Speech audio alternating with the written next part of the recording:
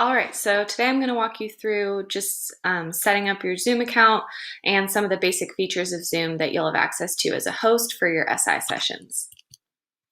So the first one is muting your microphone. So this is just to encourage your students to mute their microphones during a session when they're not speaking or asking you a question. That way you have the full focus of them and their attention is on you.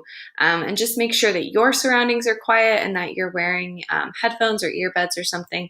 If your surroundings maybe aren't so quiet, that way kind of all the noise distractions are minimized. The next one is starting or stopping your video.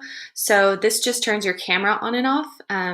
Encourage your students to turn it on so you can see everyone's faces and see sort of their nonverbal cues of when they're maybe not getting something. And just make sure that your camera is on and that your background is appropriate since you are representing SI during this time. So the next one is sharing your screens. So you'll use this a lot to share worksheet answers or problems, different things like that. And you can use the annotate feature through sharing your screen to draw on your screen or write on your screen. You can do this using like the trackpad on your laptop, but if you have a tablet, you can also plug that into your laptop and share your screen through your tablet, and that way you can draw on your tablet a lot easier. So both are options for you, but definitely a good feature to utilize and familiarize yourself with.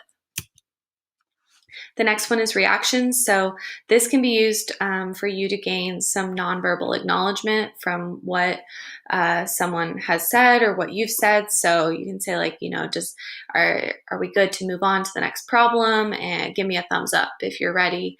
And they can just use the thumbs up reaction to do so rather than everyone, verbally saying, okay, or, let's move on, things like that.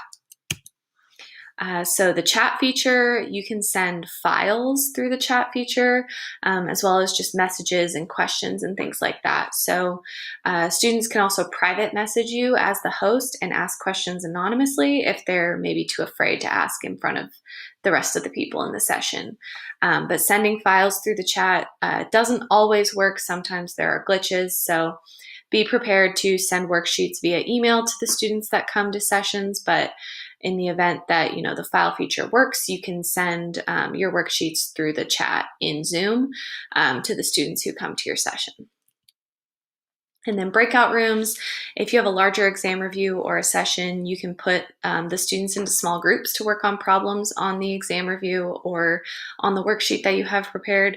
And you as the host can jump from room to room or from group to group just to check in on them and see how they're doing.